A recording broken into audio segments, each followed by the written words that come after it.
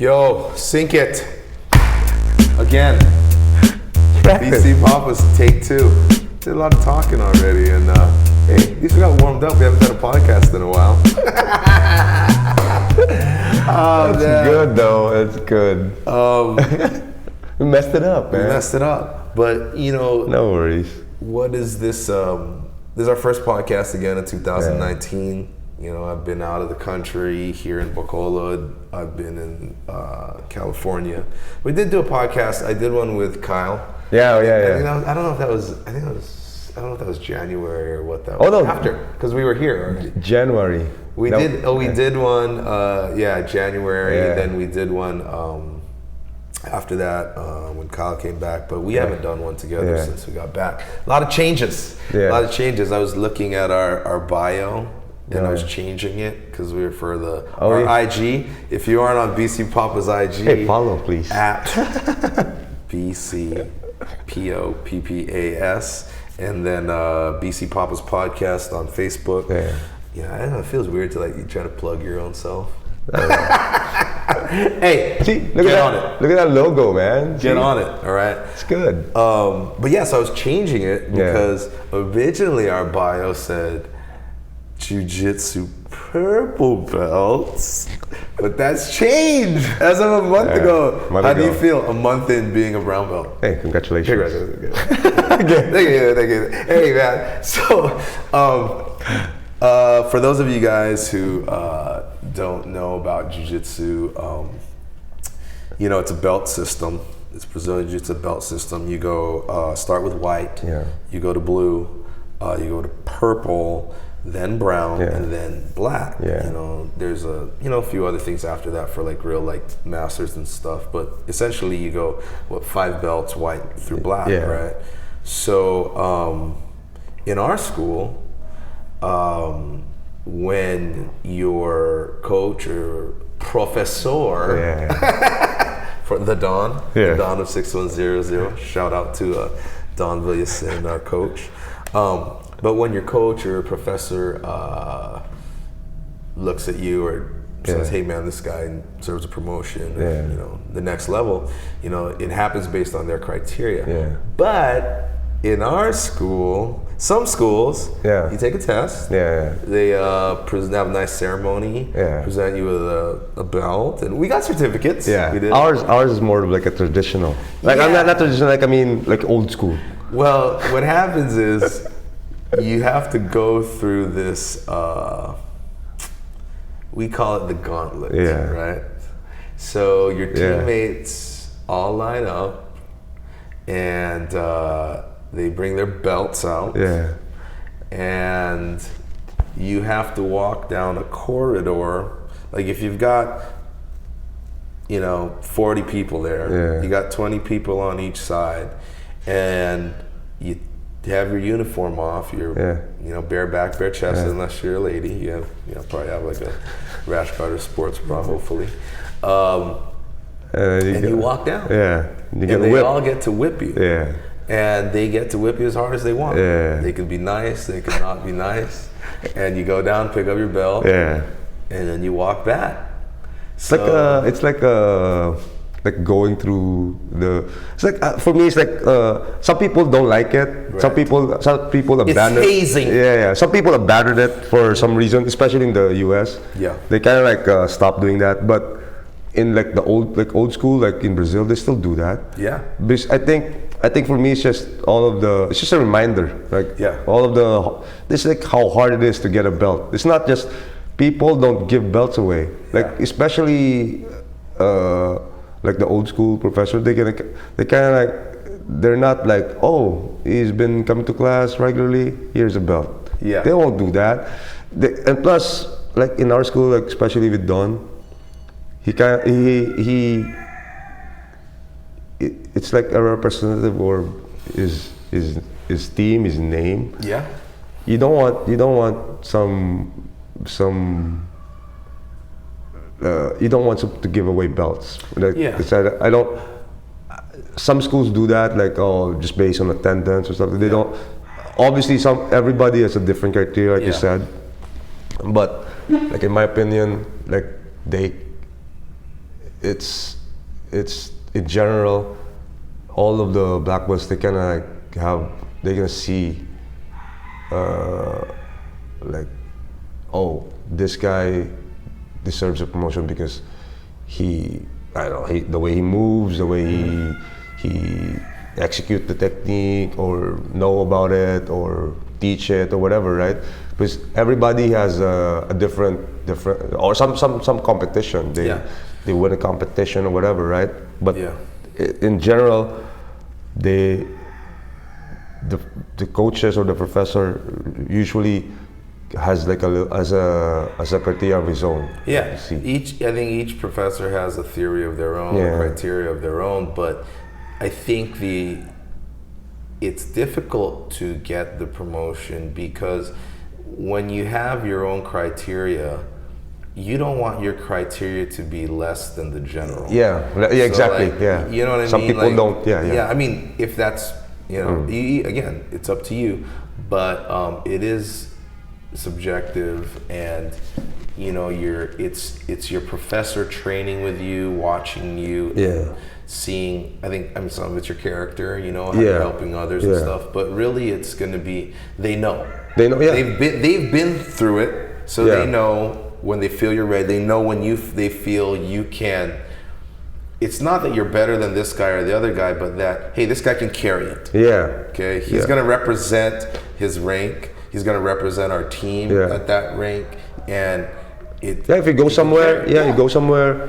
They see, oh, this guy's not that's a worse what do you call that? I think in general you can say that if you see a guy that wears a black belt, if he got it from a legit place, you can't fake it anyway. Yeah, you can't. When you roll, they know. But you also know that regardless of time, the guy put his work in. Yeah. When you train with someone, that guy put his work. Hey, this is not his first time. Hey, this guy's been doing it for a while. Hey, he has, methods and such. Yeah, you're right.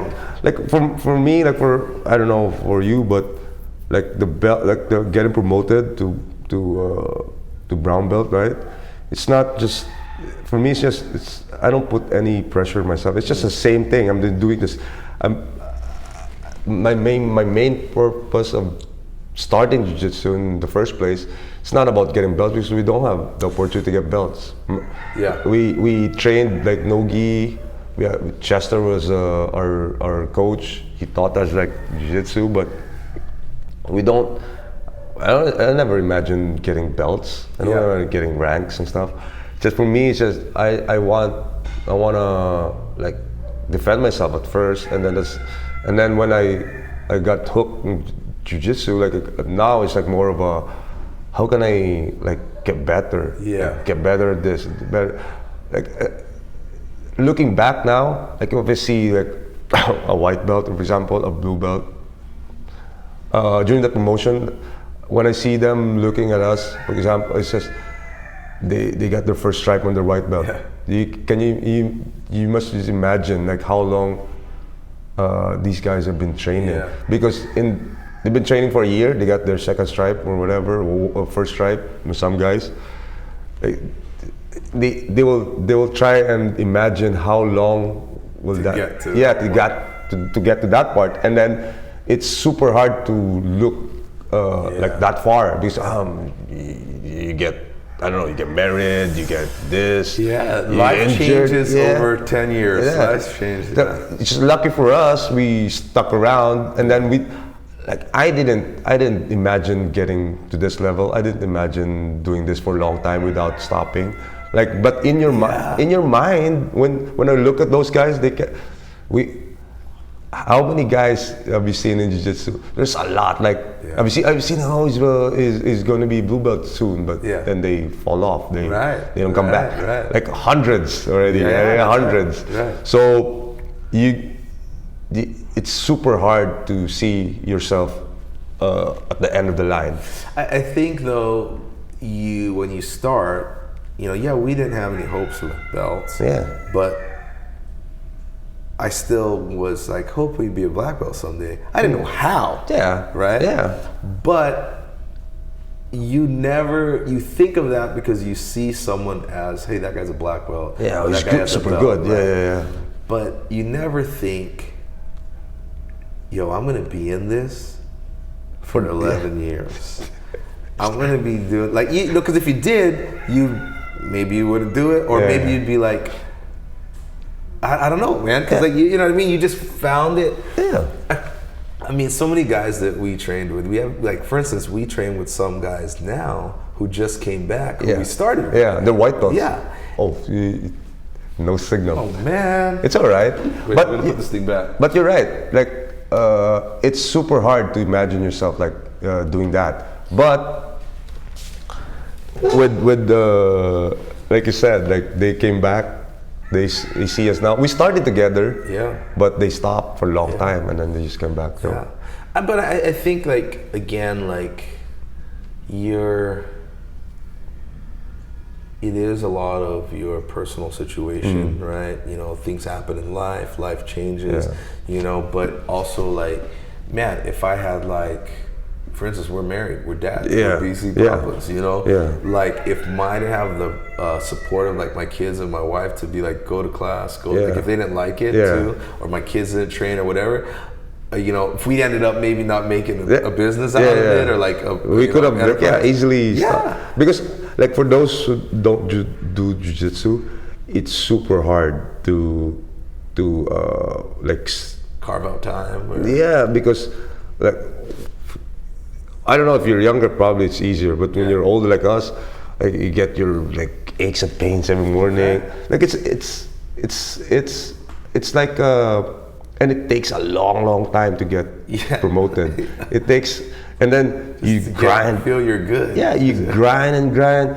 Like, you don't really get, like other martial arts, you get 2 years in, black belt. Well, here you can't do that. You can't. It's super hard. For instance, like, we teach the kids class.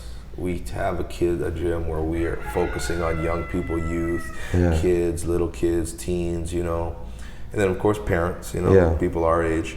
But in other places, and maybe we need to get better at this, but they throw out these carrots for these kids, right? Yeah, we do stripes and stuff, but I think we're even kind of old school with the kids. I mean, maybe it's better to do it a different way. Maybe keep kids more excited about it. But get more kids probably that way. But, like, I also don't want false sense of security for, like, a kid, you know?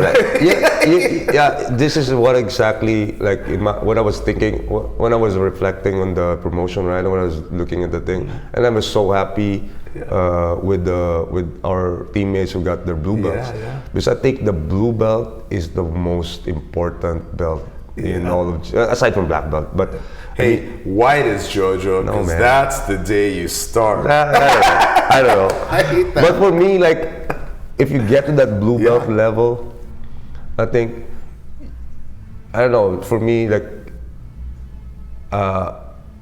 you will have that confidence in you that you can, like, I don't know, 99.9% of the world, you can take care of yourself. You can, you can. In my mind, if you get into a fight, you survive that fight. You can survive that fight. See, I think that's the most important thing. Think people think you're not a pro fighter. No, but, like, you can survive. Exactly. You've not, like, you've, you know, been hit before. It doesn't matter. Like, you've been through some things. Yeah, it doesn't matter if you didn't fight. But if you get to that blue belt level, I don't care what other people are practicing, doing boxing, doing Muay Thai, doing whatever, but they don't do jiu-jitsu. They don't do. They're not like a pro fighter. If you're blue belt, you can survive that fight. Yeah, you can survive. Doesn't mean you're gonna win or beat the guy up, but you're not gonna get. You're gonna survive the fight. Nobody's gonna smash you for. No way. Well, the other side, while I agree with that, I also think that blue belt also, because it's difficult to get there, it's like a kind of crossroads. Like, some people quit at blue belt. Because they're like, oh, we made it. That's exactly the reason why people quit at blue belt. Because if you get to that level, you know that you're gonna be.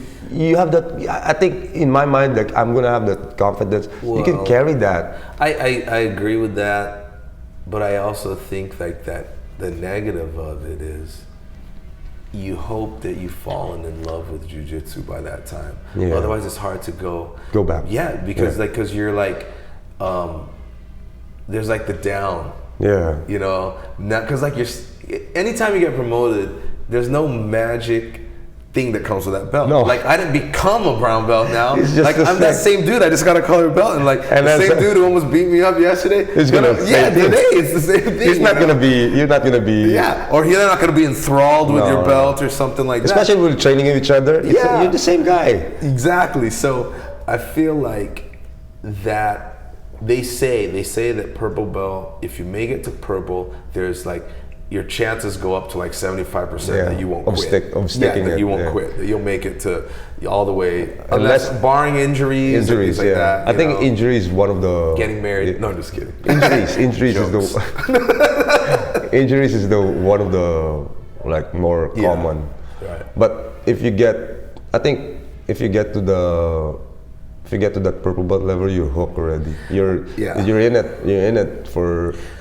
Which it's hard enough to get the blue belt. It's really hard to get the purple belt. Yeah. It's not. They're not gonna give that away. No, and I think also too, your professors at those belts after blue, they really want you to represent it. Like there's less gray area. Yeah, that's blue. Well, okay, different criteria. But like.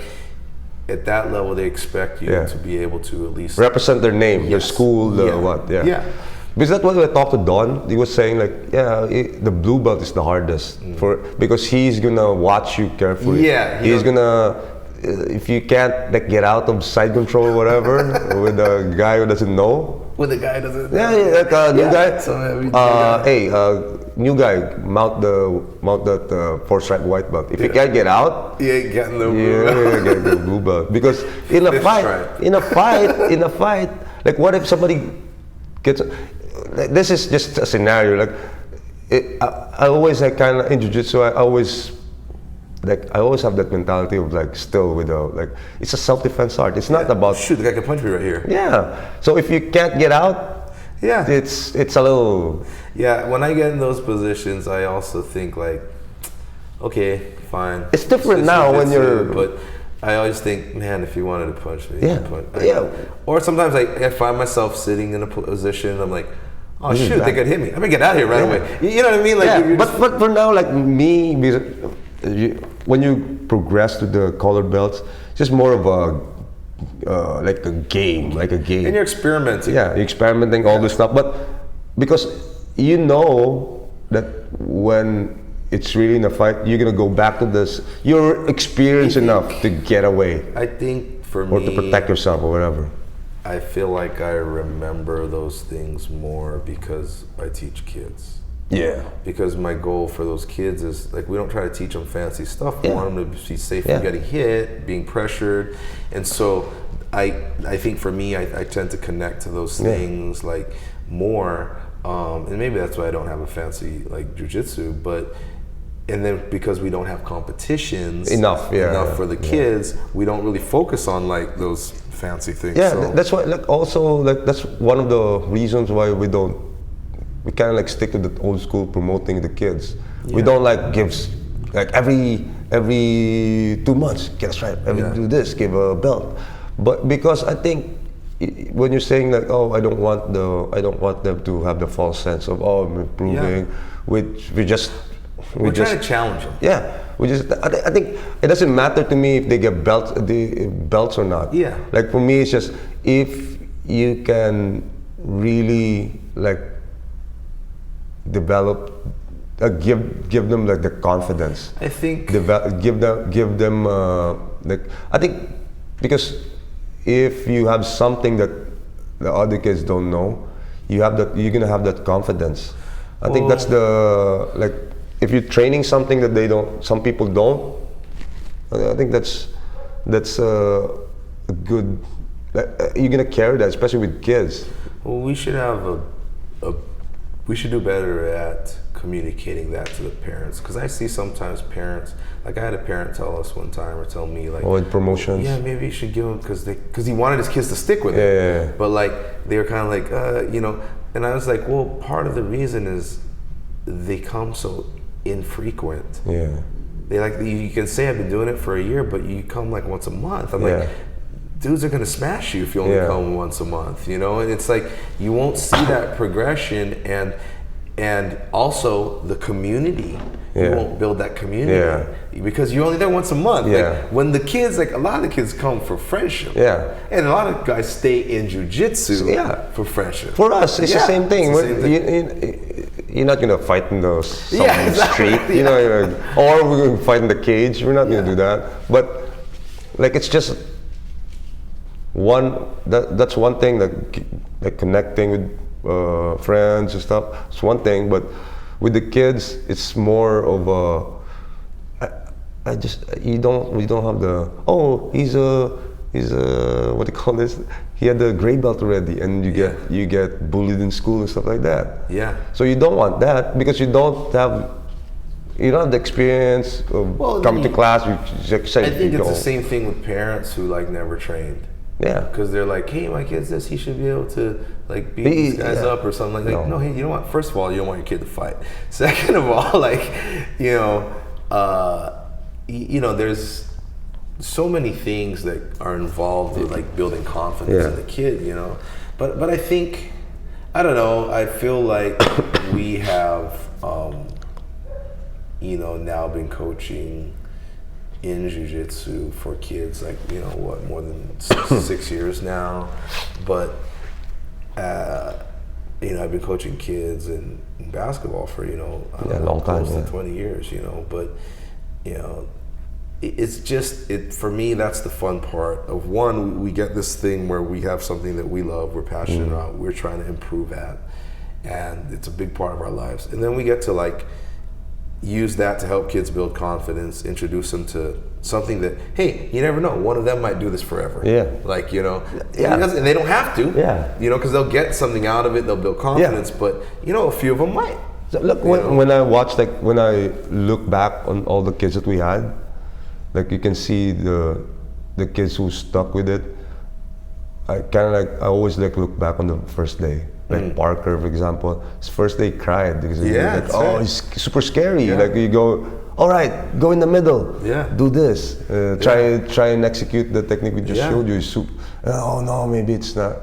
Now he's one of the guys who's super technical. Well, even like this, we have a kid right now who like last month was like just breathing heavy and like it was so nervous. Dude, now a month later, calm. He's like bringing friends and he's like, hey, he's showing them you don't have to be scared and like all these things.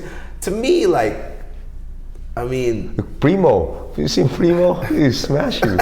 First day, he went for short. I think he's one of the guys who had, from the shortest amount of time, the improvements that he had was.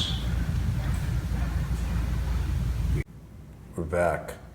Quick technical intermission. But you were talking about Primo and his progression. Yeah, Primo was from a short amount of time. He was like one of the biggest improvements. Well, if you look at it, like, he loves it. Yeah, that's one thing. He doesn't want to miss class. He doesn't want to miss class. He's not like, you know, he's not a mean kid or nothing like that. I mean, he's aggressive. Yeah, but he comes to class with the intention of trying to learn. Yeah. He's like listening. It's actually pretty unique for a kid his age. He looks at the technique properly and he's like super into it. So other kids come there, I want to see my friend. But which is fine, because you're going to learn something anyway. But for him, in his mind, like, he's going in there to learn. So he's like already have a higher like expectation of himself, for example. It's really I see him sometimes when I watch him, like, he's like super intent. Like, he's looking at the thing and then he's listening. Sometimes he has fun, he has jokes around, talks with his friends, but for the most part, like, he will like really. That's why he doesn't want to miss class. I mean, he got hurt. He kept coming to class. He had a skateboard accident, and then he still went to class just to watch, just to listen. It's funny. Other kids, like, one of our also biggest like for me, like I love having Anton in class. Yeah. Because he's more of like if you stick with it, you're gonna get better. It doesn't matter if you're like I'm not that athletic. I'm not. Come on. If you stick with it, I bet you're gonna get better. It doesn't matter like it doesn't matter what your talent wise. It doesn't matter. Because you stick with it. I had this conversation about this with my friend Joel yesterday. Take him to the airport. We're eating at Nature's Village Resort, by the way. Hey, sponsor. If you'd like to go over there, they've got a great, a lot of food. A lot of food. That's ubi, mango. Makapuno, mango with suman, delicious mango. Anyways, Doug, remember us. But we were over there and I was talking and I was telling him how like for me, especially in sports and in jiu-jitsu, like there's always gonna be guys who are like super talented, like they're meant for that. They're just meant for it. And they're gonna love it and they're gonna I mean that's they've got every piece they need. They're aggressive, they're learn whatever. The path to getting there is easy for them. I mean, they have what it takes. And if they choose to continue, they're not going to have a problem. Then I feel like there's guys like me who like, and I have yet also still to prove this, but who I feel like I'm here because I just didn't stop. You know what I mean? Like, it's who's left. Yeah, like, Chris Halter had that. It's not who's good; it's who's left. Yeah, exactly. Right? And so I love seeing those guys who like just stuck with it, and they've been in class for 3 years, and like maybe they ain't submitting everybody, but you can't just take them and do whatever you want them. Even if they're flopping around, like hey, they've been there before. Because they've been there 4 days a week. Guys trying to smash them. See, that's the thing that like I'm kind of like you can highlight all of those things. You can highlight the super talented kid. You can highlight just the every weekend kid. It doesn't matter as long as you keep stick with it. You're gonna get better. It doesn't matter for sure. 100%. I think that's the big thing that people think when they start they can just accelerate. Or easy. This is easy. Just do this. I always tell people through different platforms, whether it's with our N2L scholars or whatever, it's that there's no shortcuts. You can move through it faster, but there is no shortcut. But typically what makes you move faster is like failing. So like more hours. Hard work.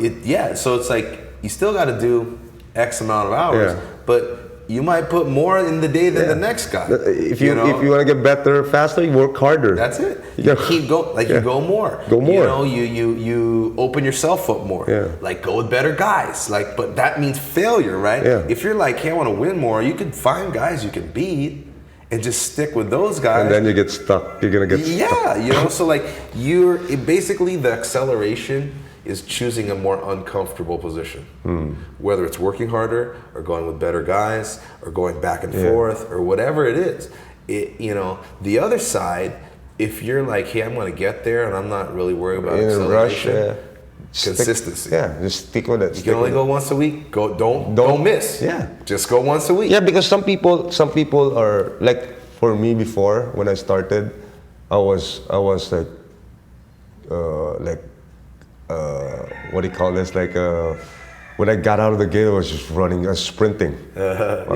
Training every day, almost like every day, even Sundays, non-stop training. And then I think a year and a half, 2 years in, and then I kind of like it burned out. I kind of burned out. I kind of like I think the love for training like went away because it's like more monotonous. Because I didn't have the what do you call it? I didn't have I didn't have the foresight of what, or I didn't have any idea of what I didn't have a goal. Now that's true. It's true for both of us. But the other side is that we also didn't have a model. Yeah, we don't have the ranks. Yeah, we didn't know someone or see someone who went to the thing. Yeah, and exactly. tell you like, hey, listen. Yeah, because you train and then go like super hard, and then like this is you're thinking that this is it. Yeah. There's no nothing. Yeah, there wasn't a competition. There wasn't a thing, and like so. In essence, you kind of put a ceiling on the thing. Yeah. This is. I think I did enough. I think that was cool for like a guy like Chester, where that's why it's kind of amazing, because just found ways to keep motivating. Changing his training or something. I think that's why I think the teaching thing is good too, because you get new guys and things like that, and then trying to explain. You're trying to explain, so you have to get better. But otherwise, it can be, and that's what happens to a lot of guys in the old days. Like, oh, I got a blue belt. I'm like, stop. I'm good. I'll go back to my other martial art. But you kind of that old dude blue belt who stopped like after a few years, like, man, game's different now. Yeah, it's different. And then you're rusty if you don't come in. Like it's almost like But the thing I wanted to ask you though was because I think got cut off on the other show. But we talked about it on the previous take of this podcast that didn't work. But so I just give you my experience and you can share me your experience. I knew we were having promotions. Yeah. Okay? Both of us are sitting at 4 stripes, right? Yeah. And I felt this thing where like, well, I don't feel like a brown belt, but I also would be sad if I didn't get, like, oh man, but at the same time, so it's kind of this weird thing. Yeah. But then at the same time, while I was happy when hey, John, he calls your name, you get the thing, and then like, I'm also thinking, now I gotta walk this gauntlet. For those of you who don't know what the gauntlet is, it's where your whole team, on that day that you get promoted, you have to walk down a corridor of guy on each side, 2 lines of people, and you have to walk. For instance, if there's 40 people there, you got 20 people on each side, and all these 40 people plus your instructors whip you on your bare back as you go pick up your belt, and you have to get 2 from each of them. So if you got 40, you get 80 whips. It's going down and go back and forth, right? Now a lot of people think this is like barbaric, archaic, and because most of the jiu-jitsu schools now they kind of abandon that stuff. Well, you get sued or something. Yeah, especially in the U.S. No, they don't do it as much. Well, the thing is, they do the ceremony, they do the throws, but I was explaining to someone that for us as adults, it's voluntary. Yeah. Like, you chose that, and I guess you don't have to pick up your belt. No. You don't have to take it. But it's just, like, for me, it's just a reminder. I think it's super cool. Like, I like that because it's like a reminder. How much you put into it. Yeah, it's super hard to get to that position, and then this is the last. Not the last, but this is like just a reminder of how hard it is. So the next time you work towards this is how hard it is. I think it was a reminder of like, hey, I wanted this. Yeah, you wanted this, and I worked. Bad. I wanted it bad now enough. It's like it's the last thing. Yeah. And the thing is, it's so funny. Is people look at it as like, oh, I got these guys. I'm like, it's like 45 seconds. And then after that, you're done. The guys who are whipping you are so happy for you. They're happy for you because. Like I said, like before, when I see those crazy guys in there. Yeah. But when you see your white belt, they see how how long did it take you to get to that level. You just imagine, like for them, they got their first stripe. Yeah. They're training a year, 2 years. They got their second stripe, 3 stripes in their white belt. Man, I've been doing this for 2 years. I only have 2 stripes. Yeah. Then you see them. How long does it take to get to that level? You know what I mean? So it's like it's for me. I'm so happy to get to see that, to look back, like I didn't stop. I'm here now. You kept going. Yeah, because I could have been, because I stopped. Remember, I stopped for a while. I could have easily not go back. Yeah, because I'm so happy now that I'm in it. I'm like, we're here in Bacolod, it's just a small island. Yeah. We're kind of like one of the like pioneers, right? Well, I'll tell you what we are. I mean, without saying skill or I'm good or this and that, I mean, legitimately, we're the first people to get promoted to brown belt here. Yeah. From white to brown. Yeah. In Bacolod City. Yeah. You know, and then under by a Bacolod black belt. Yeah. So it's just an amazing, like the journey that it takes. Yeah. The people don't know how long it takes to get. Yeah. Like when we started, remember, if you see like a blue belt, it's like, whoa, this guy knows a lot of stuff.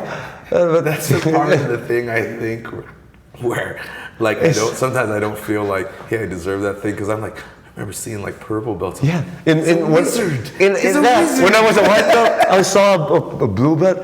Man, this guy must know like a lot. Oh my God!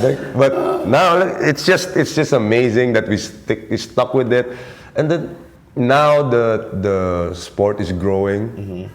Like in Manila, they have a lot of schools. It's all over the Philippines. They have a lot of black belts now. Yeah, a lot of black belts now. And then when I see like some of the guys from different teams, because we went to that competition before, I see them. We started together as blue belts. Now we're same as brown belts. So nice you can see like, like we had like a little community. Even if we don't see each other that much. Just only. Well, you're happy for someone. Yeah, because like, dude. Yeah, I trained with him before. We're same blue belts. Now look. I think that's a fun thing too. And again, maybe other people don't understand it. But like when your own peers, like not from your team, congratulate you, and they're like, "Yo, man." Yeah. Been a long time, man. Exactly. A long time, you know, and like they remember. Yeah, we trained for a long time, and then. I mean, I don't know. I think that it's. I mean, we have a privilege to be a part of also what's happening here in Bacolod. Yeah. And you know, it's such a good team, though. Yeah. Like, one of the best teams in Bacolod. I feel like people like, you know, we love to welcome people. We love to have other people come in. I think because we're not competing all the time, that we don't have some real like competition mentality where it's like, oh no, don't show that guy these. You know, that's why it's so. That's why I like. Yeah, and people, if you people come from other gyms. They come to the gym. It's always like they're always like a good experience, because like most of the guys from our team, they kind of like it's always welcoming. Yeah, you know, and I mean, I think that we have. Whatever, I think I'm more comfortable with the promotion now, like a month later than I was at first. Man, when like I said, I don't put too much weight on like the promotion for me. Because when I started, I didn't. There's no what's a blue belt. I don't know that. I just train just to like protect myself at first, or not get beat up. But the more now when I started this, I mean now when I'm here, it's more of I don't like really put pressure on myself. It's just I'm just happy that Don or Professor Nakaya like sees that in us, like, you know what I mean? It's like, I know this guy's a brown belt. Like Don especially, he's not gonna give away belts because he's super.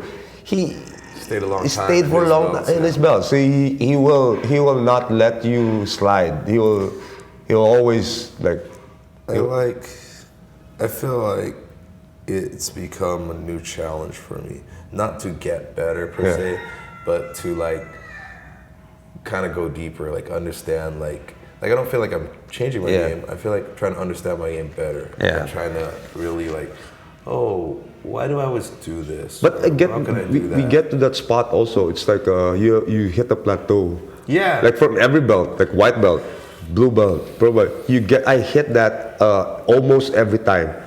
Like when I think I had the hard. I feel like I was at that before this, and now it made me open my game up more. I had that when I had that. Like of course I have it when I was a blue belt and a purple belt. I had the really bad like plateau when I was like I think it was second stripe or in my purple belt. I was like, I feel like I didn't improve. I was like I've been doing the same old stuff. I've been doing the same, and then if I do a move, like I do like a sequence or whatever, I will tend to forget, or I will fail to explain that to other people. I kind of I had a mental block. No, because I do that all the time, but I don't know how to explain it.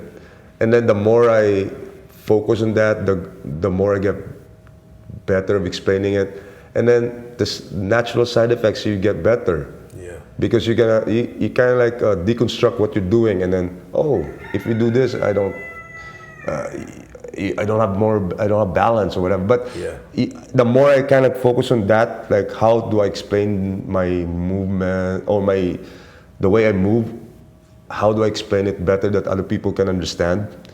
Is I think that got me out on that like rut, like a plateau, like, because I think in my mind it's like I'm doing the same stuff I can't do, but eventually I get maybe I know some, I know some like a little bit, because I know how to explain it to people. But now that's my main focus is trying to be more like aware. I feel like now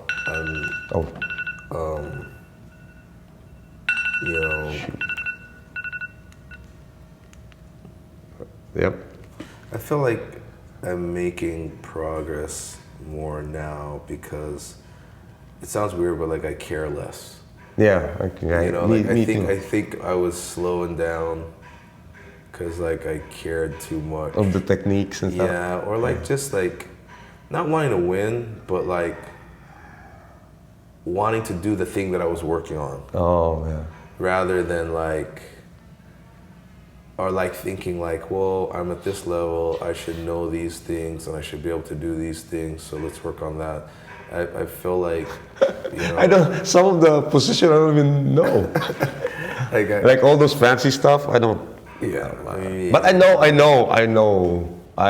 know how to like do it without the guy who's not like defending, but I mean, or explaining it, but if the way I try, if I do it on like on a roll, I try to stick on the basics. Like you said, that's the, I think if you stick, some people are like really focused on a specific thing, like for example, like a Brembolo or something, like I want to learn that, I want to drill that over and over again. I don't even know how to do it. I don't, but I know how to stop them from doing it to me. But because I'm trying to make it easy on myself. I can't. So if I have good posture, I have good position, good base, I don't need that. You know what I mean? So I can easily sweep you with just the basic scissor sweep or something like that. Because I don't need to put myself in a bad position in order to do that move. Now, if you put me in a bad position, maybe I'll use it. But that's why I don't. I'm the worst driller in the gym. In the gym, I don't even drill. I don't want to also try to do something because other people are doing it. You know, if I'm around people who are doing that a lot, then I'll figure it out. And I'll go and I'll figure out how to deal with it. But like, I'm not gonna like pull it out like when I don't need it, you know, or like how can I get to these same positions and execute these same principles from the positions I like? You know, can I adapt it? You know, and then if someone's doing it to you a lot, obviously you deal with it. You know, like, but it's always good. Like I like learning about it. Like I like, because in my mind, like if you're gonna be like, for example, like a black belt someday, you should be able to teach like all those stuff, right? But like Don is just, he looks at the thing and just, he's gonna show you a move that you never, like, why did I think about that? It's super easy. It's super easy. You don't need some fancy movements. It's just the way he explains stuff, the way he's gonna show you, it's like, it's right in your face. And you did all this like invert and stuff like that. All you have to do is do this. Well, I think when you have, I think that's why it's always good to like have strong fundamentals, because then when I see something new, I understand, oh, okay, he's doing this to get to this, or to use this principle. You know, or this is where it's, oh, he's creating leverage by doing that. Oh, he's creating an angle by doing that. So, you know, whereas that way your answer is not some other fancy answer or something like, you know. But again, it's just, you know, the beginning. You know, it's just the beginning of that journey. I do feel more fresh now than I did before, and I feel like that's what I thought it was going to be for me. Not like, oh, I got promoted and I feel like I am this. I felt like, okay, now it's a challenge to kind of live up to that, what I think it is. So, well, how do I get there? Well, the answer, at least just these last several weeks where I feel I'm making progress, is just to like let go more. Let go. Just try. All right. Had a little another intermission, but we're back. That's for our sponsors. Yeah, we're gonna throw our sponsors into that little thing. Why not? This is editing. But yeah, man. Wrapping it up, Joe. I mean, like, what were you? You're gonna say something fancy. No. Just kidding. No, I think it's good that like people are more aware of jiu-jitsu now than ever before, because I think it's like super beneficial in like any aspects of life, like I health, like I don't know, like everything. I use jiu-jitsu in everything. So, but like I think now the more people know about it, I'm just happy that it's spreading, and then the more we can share it to other people. That's like, I think, more fulfilling than getting like promoted or whatever. Just able to share it with the people who didn't like really didn't see themselves as, oh, I'm older now. I don't was martial arts doing. We started when we were older. I think that's why we have I can relate to people who started late, because hey, I did it, we did it. Yeah, it's possible. Yeah, it's possible, and then it's possible that you're gonna love it for a long time. I think that the big key to any kind of progress, or I don't know, fulfillment or whatever it is doing things that's difficult, doing things that's uncomfortable. Yeah. For sure, jiu-jitsu can be something like that for people. You know, it won't always be jiu-jitsu, but like, I think that we are trying to find those people and serve those people, or share that platform with people who it can be for. And I mean, for us too, like having people, again, I really do want to, like, people, it doesn't matter how old you are. Like, you don't have to have a goal of being like the world champion. Yeah, world champion, even being a black belt. But just that, hey, if you want to do something physical that's challenging, that is different than mentally and physically, you know, jiu-jitsu is a great place to go. You know, and you know, I hope that as we continue to get better at teaching and explaining it, communicating it, both for kids. I mean, if you can do it for kids, you can do it for older people. You know, but you know, I don't know, just in wrapping it up, I would just say, like, congratulations. Congratulations. Congratulations to both. It's been a long road, and it's not ending anytime soon. But, you know, I just wanted to do this, too, on this podcast to talk about that just that, hey, you know, I started this, I was 33 years old. I'll be 44 this year. And, you know, the road's been up and down, but, hey, we're still here, you know. And no matter what it is, whether it's jiu-jitsu, if it's something else that you've never done before, you're never too old to start, and you're never too old to fall in love with something and find a new passion.